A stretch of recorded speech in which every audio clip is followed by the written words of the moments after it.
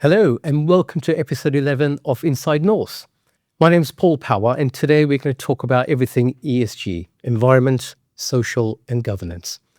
ESG is developed over the last 10 years to becoming quite key to organizations. And it's really developed at the old, what used to be CSR, developed from that. And now today, it's all about not just doing the right things, but doing the things that really matter to organizations. I'm really pleased today to welcome two people from Norse to us today. Roger Smith, who's our SHEQ Director, and some people know already, but Justin Galliford, our Chief Executive Officer. So I'm really pleased to have them with us today. So look, Justin, let me start off with you. Let's start the discussion. You talk about ESG a lot. Can you explain in your own words what it means to you? And I know it means something personal to you as well. It's a big thing to you. And why you think that's important in businesses today. Thanks, Paul. Yeah, a pleasure to be here as always. ESG is really important. I think it's important to the group, given our ownership. Given we're wholly owned by Norfolk County Council and our customer base is predominantly public sector.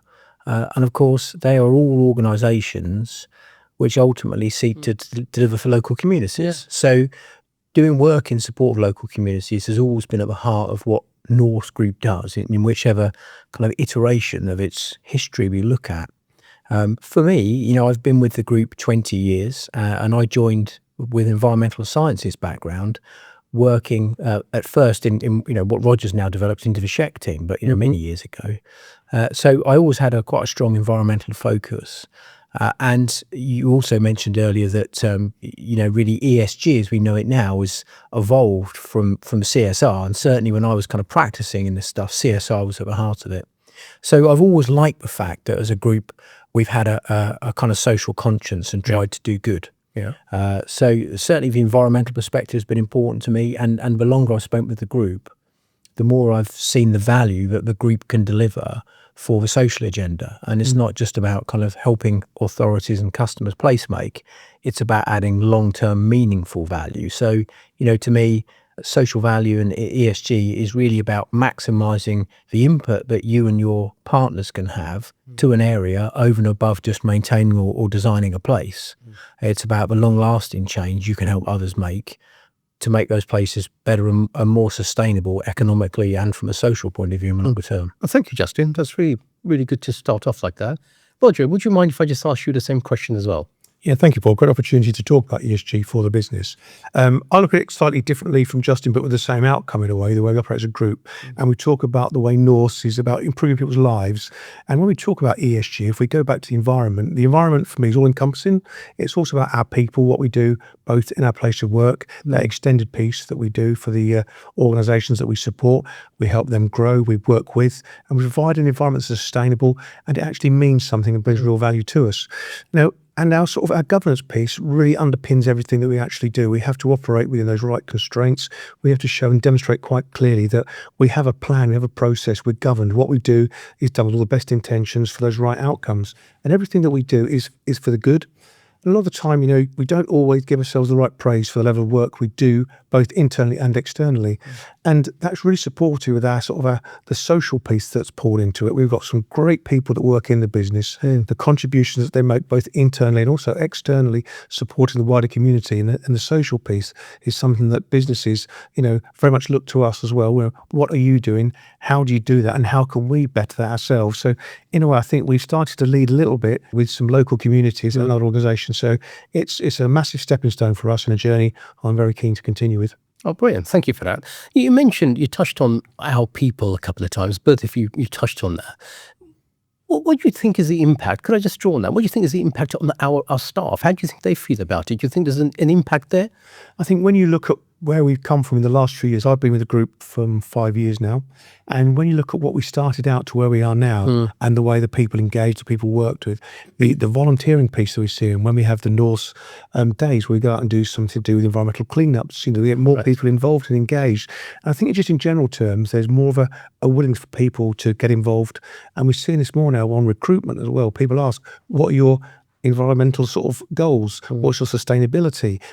What do you do in relation to ESG? So these questions are being asked now from people coming into the business, and I think it sets the stall that if we've got something embedded and very clear with direction, that shows that we are committed, and I think that will attract more and more people into the business to help support us on this journey. Yeah, that's a really interesting point that people are asking that question of us before they join us. Any perspectives from you, Justin, as overall from the group as a whole? What impact has it made with our people, our staff? I think Roger makes a really good point. So certainly we now see people come to join the organisation asking about what are we doing as a commitment to net zero. And indeed, they talk about some of the initiatives we're heavily engaged in. So you had Claire McIntosh on there as a previous guest talking about what we've done with the Community Foundation and food hubs. People now ask us if that initiative is still continuing and they want to know more about it when they join us and whether they can be part of it. I think what's really interesting is that what that says is when you're doing real long-term social value initiatives, you begin to attract the staff that have the values that you look for at a point of recruitment. And I think the next point on from that is that one of the things that social value initiatives has done for us is help us demonstrate how we live our values. So we bring those values off the page and demonstrate them in real life, which means it's obviously far more than just words. And as you and I have talked about before, that's when you really help generate a proper culture, the culture you want, rather than the one that you have, which is, of course, always the challenge in organisations. So there's a multiplicity of benefits in terms of the people aspect of having the right kind of social value strategy and working and committing to things in the longer term. Just last week, we were running an initiative in conjunction with Norwich Prison to find work for offenders on release.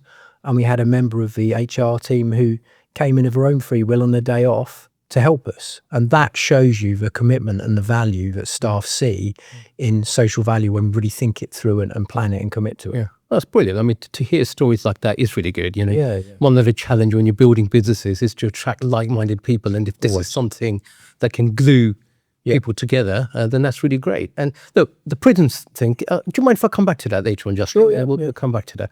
Roger, again, the thing in my mind is you've talked about what it means to you, why it's important to Norse, the effect it has on our people, the effect it has on our clients. What about just going back to our staff again, our internal operations? How has Norse integrated ESG principles into our operations and the decision-making process? Well, that's a great point, really, because the people are the heart of the business. And when we look at ESG, when we talked about how we would take ESG forward and how we would communicate within the business and how we could develop it and how we get the input to it, we needed to really champion it. So part of my original idea was we set up an ESG committee, which was a senior management team backed group of people would make the decisions, but invite people in with ideas, support to the ESG piece to understand what they thought or what they actually needed and how we could take that forward, but have a top-level decision-making process. So by pushing this out to the business, and when we talk about embedding that into the business, you'll see more and more, especially the social piece. I think the social bit is what the business and the average person tends to get. They're seeing the good for good kind of piece. They go out there, they do the work, they're giving up some time, real value. It's the stuff that, Norse is committed to, across the joint ventures that we've got running. And some of the things you hear about happening, well, actually, we weren't aware of that. It's about, we need to bring it all back in-house. So if you're doing this sort of thing, let's bring it back and let's talk about it. Let's understand why we do it. Let's see who benefits from that. And I think everybody from staff-wise, you get a real feeling when they talk about some of the stuff with real passion and enthusiasm. And by having that committee and having people talking about it and working with that sustainability team, we're pushing out now to the wider people and involving the right people to get the right result. And I think that's very key, is to bring people in, not just say, it's about you would do this is how we do it. Of course. What would you like to see? How do you think we can embed ESG into the business? And what does it actually mean to you as well? So you ask the question to them as well, to give that understanding. And if they're unsure, try and explain at a very, very sort of basic level and use examples to say, well, that's ESG. What you did at the weekend, giving up your time volunteering, that's social value. Oh, I was just giving up some time. Well, no, you weren't. You've done that on behalf of the business. You've supported, you've worn the brand, and you've really sort of shown that strong commitment. So I do think it's got to be a 360 process to get everybody engaged. But it takes time to communicate and get that real knowledge and understanding. So it will be a journey, but we'll keep working on it. And in the next few years, I'd like to see more people, it becomes just part of the DNA of the business. Yeah. Just before I move on to the next question about some of the challenges you found in implementing this, you mentioned a really good word in there. You mentioned the word passionate. You're clearly very passionate about this. I mean, we know that. Do you think, as you're putting it into operations, do you think it's becoming part of the decision-making process? I think there's a greater understanding from the exercise we did a while ago to look at where we thought we were placed as a business and just understanding what an individual view is versus a group view. And you can see individually we have a perception of where we think we're going to be placed. But as a group, you have to be very honest and hard on yourself to say, actually, this is where we are. We've still got quite a bit of work to do. But I think now we've had some basic sort of workshops and understanding, people get how ESG fits into the business, and everything around that is a driver to business performance. Yeah. But also it gives something back. And when people talk about it at a business level, it's not a conversation that you have a blank face just looking at you and go, yep, I get that. We started to look at the ESG. We're taking that forward. Our clients are asking us now at ESG where we actually stand with it and what we're doing. So you're seeing a more embedded approach from that. And the business now is more engaging with it because it's being asked of them. And it's only once that information comes back in and people start asking, you really, right, okay, a bit of digging here. So I think the understanding is a lot better than what it was. But as I say, it's always one of these journeys that you can't do something overnight. It has to be a slow burn process and get people fully on board with the right level of understanding to make it actually work for business. Yeah, I think that's the key thing, isn't it? Taking people with you along the journey. I think that's a critical thing, isn't it? So look, warts and all, this is what you're trying to do. Can I ask you the next thing? What are some of the, one or two or maybe even three, some of the biggest challenges you've faced in rolling this out and implementing ESG across the business? You'll always get those that are fully embraced in everything you do, and others, what's got to do with me? What's the point? Or you're just trying to tick a box? Yeah. Is this just an exercise because someone said, well, actually, no. And so really, you've got to pay for the Hearts and Minds campaign to understand what they actually do. But unless they understand what their impact will be and the value it brings to them, they're not very sort of keen to get involved because it's more time. I've got a day job. I've got this to do. I've got that to do. And they want ESG being done. I haven't got time for that. But actually, when you explain stuff to them, you say, you're doing it on your daily basis. And once they realise, they're doing the 80% of what we're talking about, there's just that further 20% to get to, you go, all right, it starts to sink in. But also with some of these sort of initiatives, it comes at a cost, and you've got to balance that cost over the benefit. And, it's how much we're prepared to actually put into initial investment, not just financially, sometimes a time commitment is to what we actually get back for that. And it's trying to get people to understand is we're targeting areas we know we've got the wins at, things we can do, things that work, but it's about what they can actually do and say, don't challenge that. Give us a solution to it. So it can be challenging. And a lot of people say, well, I don't understand this net zero journey and carbon reduction. Once you start explaining to them, well, you're talking about, you're doing a lot of things at home. So when you can use very simple common themes, not just the workplace, but relate to outside of work, people have that eureka. I'm starting to get it now. So, I always say, the best thing to start is take it back 20 years when we started recycling. Oh, I'm not doing that. Where we are now, everybody's got their bin, their recycle to do so. It's a slow burn, long journey. So when you hit those barriers, it's to really understand how to break down the barriers and get those people on the journey with you. And quite often those that were, not so keen to start with, you're finding, well, can you come and do a bit of a study with us and see where we're going? So we can turn it around. But the team downstairs has done a cracking job with sustainability, and they've really sort of embedded that with them and talking ESG piece as well. So I think we're winning the hearts and minds to break down those challenge barriers for some people. Well, it's good to hear. I mean, I certainly reckon, I certainly commend you on some of the team you're building. There's some really bright, sharp people there. But along that side, digital tools are playing a bigger and bigger role in our sector. We'll come back to that later on as well, but they're playing a bigger role. I guess they're there to make things easier, but also for transparency. And get us closer to our end customers. Now, I know in this sphere, you've also recently procured some software. Would you mind just talking about that and what that's trying to do and what you hope to achieve from that? So we're trying to use the software to get valuable data out to what we're actually trying to achieve. So when we talk about, and we talk about things like the TOMs, the themes, the outcomes and measures, into what's called in there, but also anything we actually do, we put into this calculator that we have, and it throws out some various scores. We put data in, and it gives us something that's measurable, because people often say, well, how do you measure your impact? How do you know what you're actually doing? And also, by using the machine that we've got and the software, we can calculate some of the impact against that.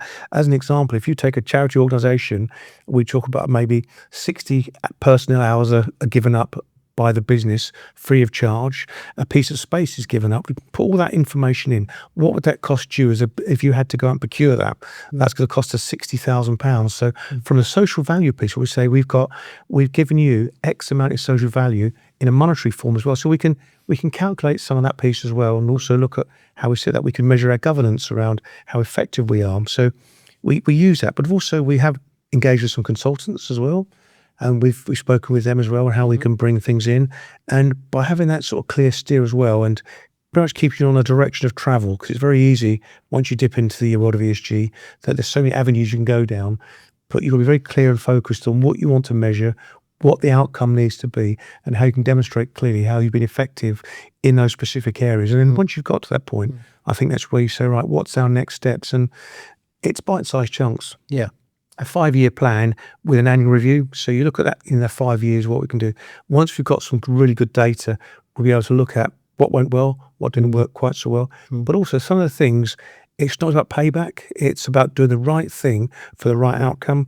And unfortunately, for some people, you have to say to them, you're going to have to spend a little bit of money for the right outcome and to see the benefit, but you won't see a financial benefit back for it. But what you have done is the right thing. So it's very much a balance between being commercially savvy in what you're actually doing, getting the right outcomes, showing and demonstrating that commitment, and using tools to give you valuable data to say, this is very, very clear data, what we've actually achieved over that bit of time. Oh, really good. You talked about the right thing. Justin, if I could turn to you, turn to social value. Yeah. Now, you and I have talked many times about the value of social value, if that makes sense. But in your opinion and in your words, what do you think, or what do you believe how social value can be a differentiator between organizations? I think it's a really interesting question. I think when we talk about social value, of course, we're talking about those activities that enhance a community in some way. Yeah. And I think it's a differentiator, as I mentioned earlier, when it's done with some careful consideration over a sustainable period of time. Because when you're doing something to help a community, not always, but more often than not, it's only really beneficial if it's an enduring initiative.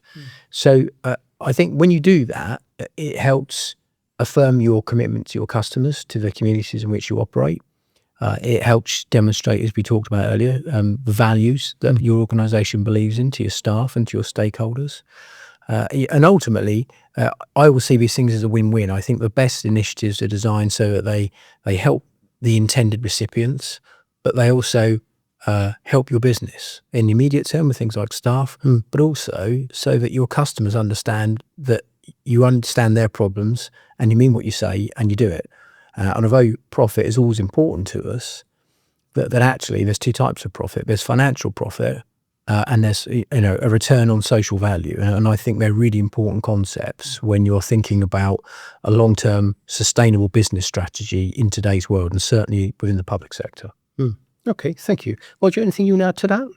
Yeah, I think like Justin says, it has to be something enduring. These sort of pop-up sort of social value piece, we're there for 3 months and walk away. There's no impact. Yeah. And I think when you look at anything that you do, it has to be sort of impact on you. Once you've committed to something as well, the journey, once it's started, at what point do you say we can now hand everything over to you, or we continue on that journey there? And I think with social values, some of it's really the unknown, the vulnerable communities we work with, supporting, the good for good sort of stuff with Norwich Norfolk and all the things that sit there. Also, you have to ask the question, what happens if we took that away? What's the impact of not being there? So you can clearly quite see that social value at all levels really impacts the community. And, Norfolk has struggled recently, with there's areas of deprivation, people support. You're seeing more with the community fridges, the food hubs. And the work that Norse does supporting that makes a massive difference to someone else's life. And it's very to take for granted how our lives can be, but look beyond that, and the work that's being done makes a massive difference to our community. And Norse has always been very much a community-focused organisation working too, and it is that, then once again, that sort of life of improving people's lives. We continually work to do that in everything that we actually do. Great, thank you. You talked about the community there, and so far we've been talking about what ESG means to you, to the business. We've talked about how we've incorporated into our operations and what our strategy is. I'd just like to go into some of the specific examples. So we've touched on a couple of them over the last few minutes. But particularly, Justin, if I know you've championed these, but would you mind just touching on in turn a little bit about the Norfolk Community Foundation, a little bit about the Future Horizons project? You mentioned that with the prisons, the new initiative that we're doing with the Sports Foundation with Norfolk City Football Club. Would you mind just touching on each one of those in order, if that's okay? Yeah, sure. I think anyone that's hopefully listened to your full series, Paul, will have heard Claire McIntosh, your chief exec for Norfolk Community Foundation, talk about nourishing Norfolk. But in essence, the foundation approached us just after COVID and asked us if we could help them with their food hub initiative, which at the time was operating at a scale across Norfolk, and they needed some help with warehousing. So we said, "Do we have some space?" We committed to helping them and really enable one of our wholly owned businesses that does disabled adaptions and adaptive technologies to help people live in their homes longer, took up the mantle predominantly and began to not only help with some of the warehousing, but actually run the logistics for the foundation. So effectively on backloads, when they're out doing their normal business, they would be out around Norfolk delivering food, dried goods predominantly, out to the hubs. And that allowed the hub managers to focus on creating relationships with local farmers for fresh produce. And it just seemed to work so well. Yeah. And unfortunately, the need was so high that initiative grew and grew. And now there's 23 food hubs across Norfolk, which is great that support is there, but in so many ways so sad that it is needed. But nonetheless, it's a relationship with a foundation which has been going for 5 or 6 years, and it's just a really good example of all the things we've talked about. To Roger's point about understanding the value in financial terms of what you might invest. We did the calculations for the foundation because they need to know for end of year audit the financial equivalent of the help we put in. And the point I was making when I talk to people is we calculated that number. To a degree, the numbers are relevant. The real point is, if we had just given them that lump of cash, we still couldn't have helped them achieve the outcome we have by working together and collaborating, using the resource and capabilities we have and the capability they have to really kind of address some problems. So that really was so successful. What it spawned was the concept for our social value strategy that says, of course, we can help financially with some of these initiatives, but our real power is leveraging the resources and capabilities and scale of a group to help collaborate and really catalyse change with things. So the foundation's been kind of integral to our strategy. Yeah. I think just on that, the foundation, what I really like about it are 2 points I'd like to make, if you don't mind. The first one is that it's food hub is setting up food hubs is really before people get to a food bank. It's a before preventative crisis. Before you get to crisis. I think that's a really key thing that we're always trying to do, and we're trying to do in local government. I think the other thing is, going around Norwich and Norfolk, I meet people. Occasionally, I've met a couple of the food hub managers. And once they realise that you're from Norse, just as a way of feedback, they think you're royalty. They think that they're so grateful for the effort that goes in. So I think there's some real benefits there, what this collaboration can bring. And I think, I'm talking on behalf of the staff really, but the Enable team have been incredible. They have done a fantastic job. But I also know from chatting to them, they really enjoy it. It adds another dimension to the work they do, which is great work anyway. So it's that point about giving people something extra at work, but social value can deliver. And those lessons really, well, number one, it led us to a conversation with the Community Foundation to think about the Good for Good initiative. So we helped support the foundation as we set that up, which was the same ethos really. If we have this concept that says your skills and resources, aside from just money, can help people, can we create an organisation that helps meet and match that with other third sector organisations? So Good for Good members are matched against third sector organisations that need help in a specific way outside of just cash, because many businesses might be too small and not have the capability to constantly make donations. But to the point earlier, it's all the other things that long-term social value initiatives give to a business, which you miss if you just make financial contribution. Yeah. And I'm not criticising that, because some organisations do that. It's great. We still rely on Absolutely, things, yes. but it's helping people get to that next level and do something which is scalable for them. Yeah. So that led us to think about what else we could do. Now, the work with the prisons has been really, really interesting. Yeah. I mean, the world of prisons is another world. Yes. Until you begin to get into it, there are so many challenges and complexities you just don't understand. And we were approached, as a large business, to see if we would chair something called an employment advisory board. Yeah. And that was an initiative which James Timpson had been asked to establish by the last Conservative government to help reduce reoffending, because the stats on reoffending were really high, and they're still fairly high. But at the point of concept, I think 5 years ago now, reoffending was probably 50% of people released from prison. That's just not a system, is it? It's not. I mean, something is not right there. If you're being released from prison and you're reoffending, there's clearly a breakdown in rehabilitative capacity somehow.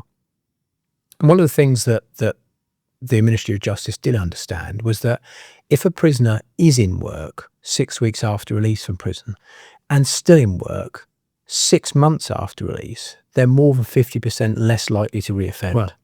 So the concept of the employment advisory boards was to work with the local prison, which is HMP Norwich, but we also work with HMP Wayland, and establish relationships between them and local businesses to create pathways for employment as prisoners are coming up for release. And it's been a really interesting journey. We've learned a fair bit about the prison system, but it is its own world. And some of the challenges and complexities are sizable.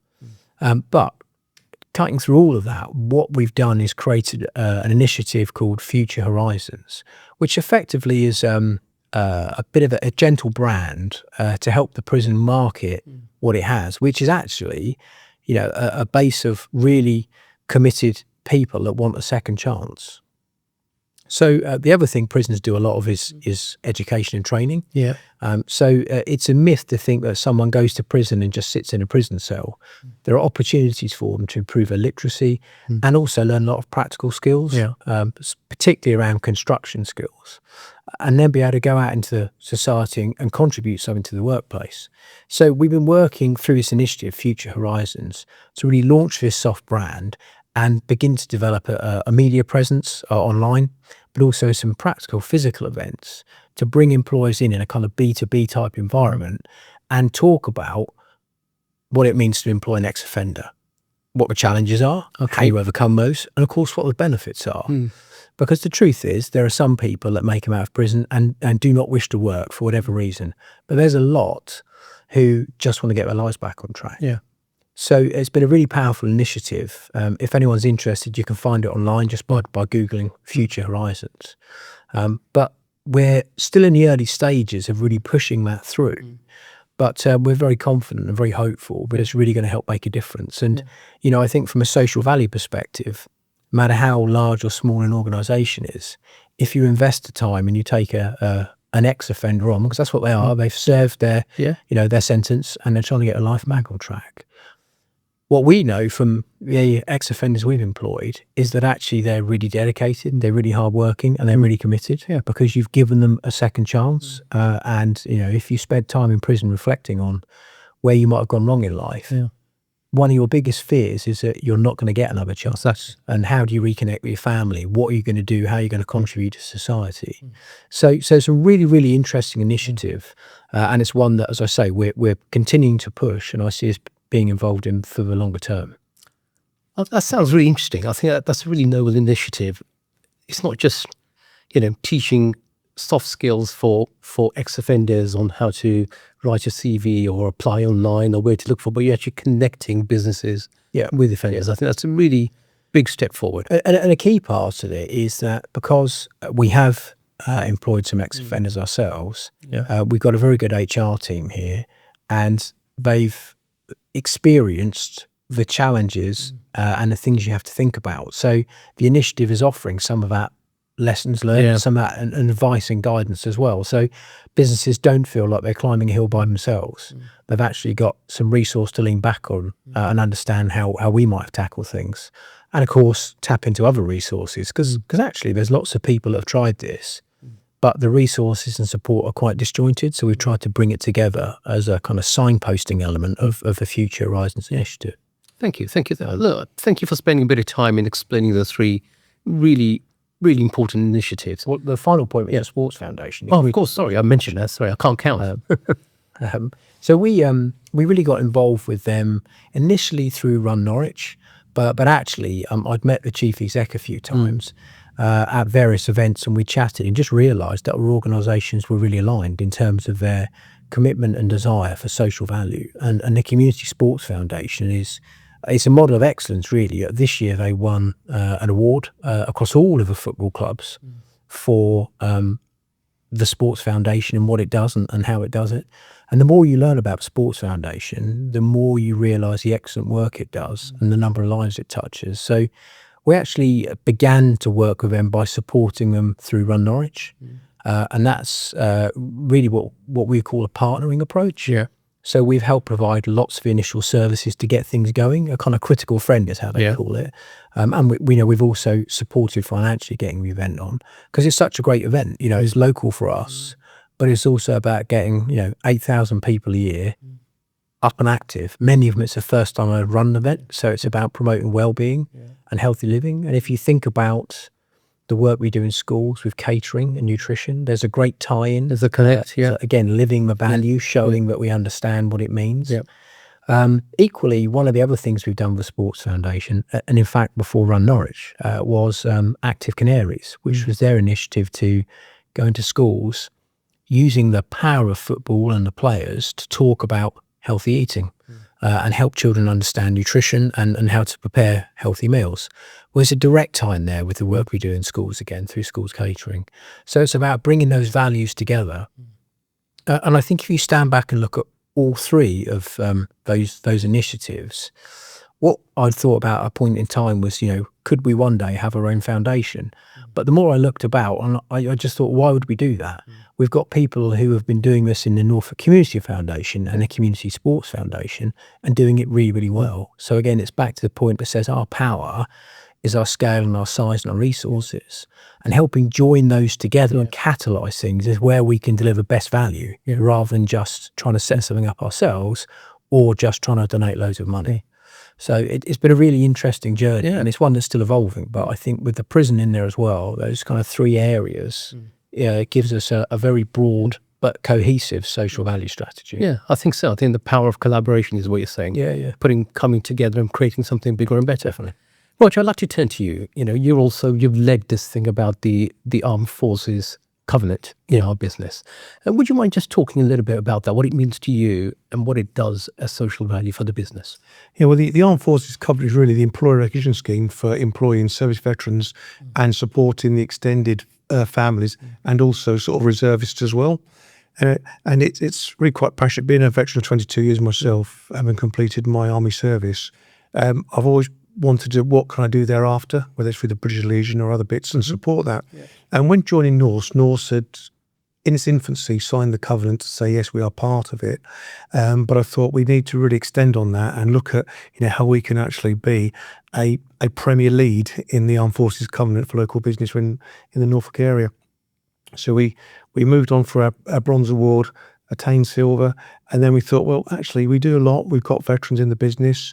We support the wider community. So actually, as a veteran, what more could I do with that piece? And so last year we applied for the gold and were successful in achieving that. A lot of work around, ensuring that those persons we have as reservists or members of the service community are supported. And it just shows that commitment that once you've finished service, you don't leave the military with all those skills you've learned and you're starting at day one. Whatever point you leave at, you're bringing with you valuable skills. You've some of the most basic things of discipline, timekeeping, training, adapting yourself to things, flexible to change, and all the things that modern business really needs nowadays. So we've joined up with a number of opportunities with the employment agencies. So we've got the Veterans Guaranteed Interview Scheme. So if you meet the criteria as a veteran, you will get an interview. So it's just making sure that we make ourselves available to those people. And when we did the survey, we wanted to really understand what our staff were, what their service was. So we tried to incorporate a number of things to show to people that you didn't have to leave the army as a senior officer or a warrant officer to get a managerial or director role. We looked at it. There are some people that left as warrant officers are doing roles in other tasks. They didn't want to go into a high-level management role. People that left as a junior rank have gone into senior roles in business. So there's no one shoe fits all. What it's about is giving opportunity, taking those people and looking at the skills they've got and how those skills are transferable and how we can best use them to support them in their transition, whether it could be the first year out of service, or for some people, 5 years out, trying to really get on the road to employment to say, we're here, we can support, we will help. And with that, we link in through the East Anglian Association with the Covenant piece. We attend a number of events and you speak to other people. So what you do is like a network of people to understand how they've done things and what they've achieved. And you realise the Norfolk area has got a large community of ex-forces personnel, predominantly RAF, but you're now finding more and more people are coming to the area. So we have got a good tri-service piece here, but it's to say, right, we're here, this is what we can do, this is what we can offer, you've got to be part of it, apply for the roles. If you're successful, you join the journey, and then we add those onto the veterans sort of list of people we've got. And, we can then engage with the wider community, the Community Sports Foundation, with the Comrades Coffees. We're going to help support the foundation on their journey, with their next level to go to silver and push that forward as well. So it's really about, using every tool you've got, every experience and that knowledge gained over the years to support people and drive that forward and be part of a very important community, which was the ex-forces and the veterans community. Thank you. That's tremendous insights there.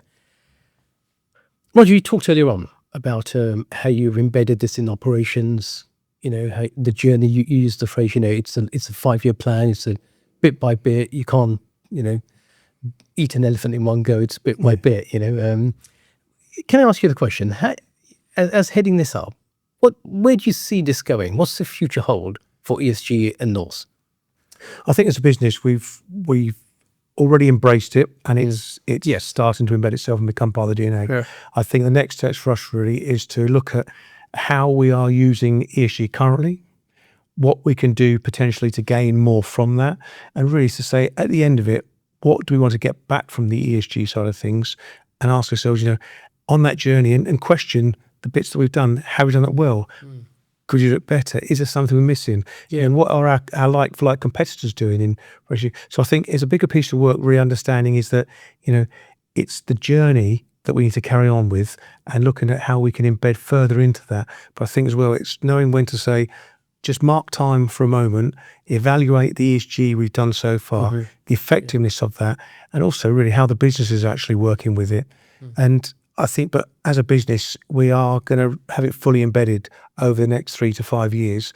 We are a large organisation across a large part of the country, and being sort of nationally spread, to get everything out, get the people out there, and get the message out there, it can't just be done with an email. You've got to have some physical presence. You've got to bring people in. Exactly. And it's making that commitment and that contact as well with people. So I think the human contact, the face-to-face piece is so important. And we can look back to during periods of COVID when we lost that face-to-face piece there. Engagement was lost. I think ESG and a lot of things we now do is about the people engagement, bringing on the journey with you and saying to you, you are going to champion this for Norse. You ought to be the person in that joint venture who is the ESG point of contact, and once they start picking up, the directors have got a job to do in their areas, or the partnership directors, but also as well, you want people asking the questions of that. And so what would be nice to hear is when you're going, oh, you're the chap that does ESG. So straight away they know who you are, what you're about and what you're actually doing. You're not just the health and safety person. Of course. So they start to pick up and say, oh, that's your pit. Ask a few questions, have a discussion, and it is really important, I think, that if someone asks that, is to make the time to have that 5 or 10 minutes, not go, haven't got time at the moment, drop me an email. No, we've got to be very personable, explain and move that. So over the next sort of 12 months, I'd like to see a bit more, face-to-face engagement with what we do in our ESG journey. Thank you. Same question to you, really, Justin. You talked earlier on about the collaboration and the collaborative effects of some of these initiatives that we've kicked off.